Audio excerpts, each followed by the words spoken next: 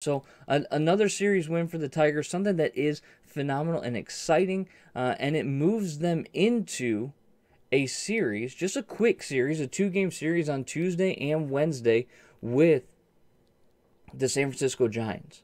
Now, the Giants are going to be coming in, finishing that season series.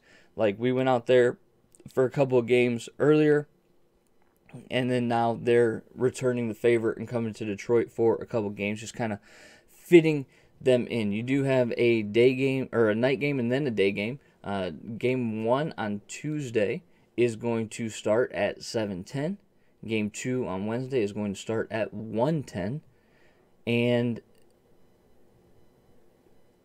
with San Francisco being in the playoff mix, you have to continue to play clean baseball if you want to be a interrupter or a spoiler, right? That is the role for the Detroit Tigers at this point. When you are 47 and 76, your goal is to be the spoiler.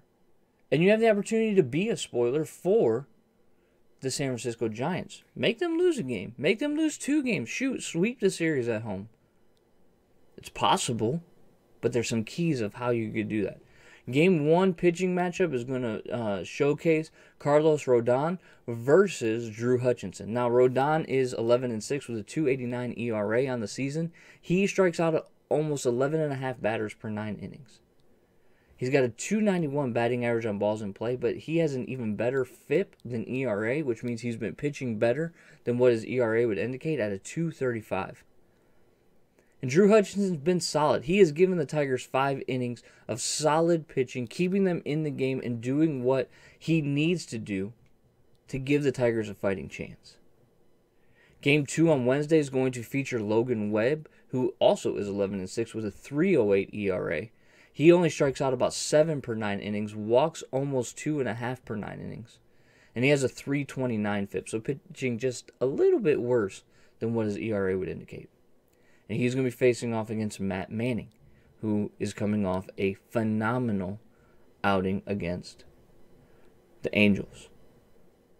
So when we look at the keys of the series, how can the Tigers squeak out a win, maybe possibly 2 wins? Well, here's the thing. You got to get to the starters. Their starters are top 4 in all of baseball.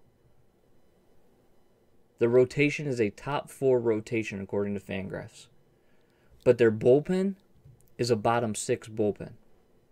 So if you want to get into the conversation of winning this series, Rodon cannot see beyond the 6th inning. Webb cannot see beyond the 5th inning. The Giants are a very disciplined hitting club. They walk almost 10% of the time. They have 103 weighted runs created and a 313 weighted on base average. But what they're not good at is that bullpen, as mentioned. And they do not field the ball well. You cannot strike out against this team.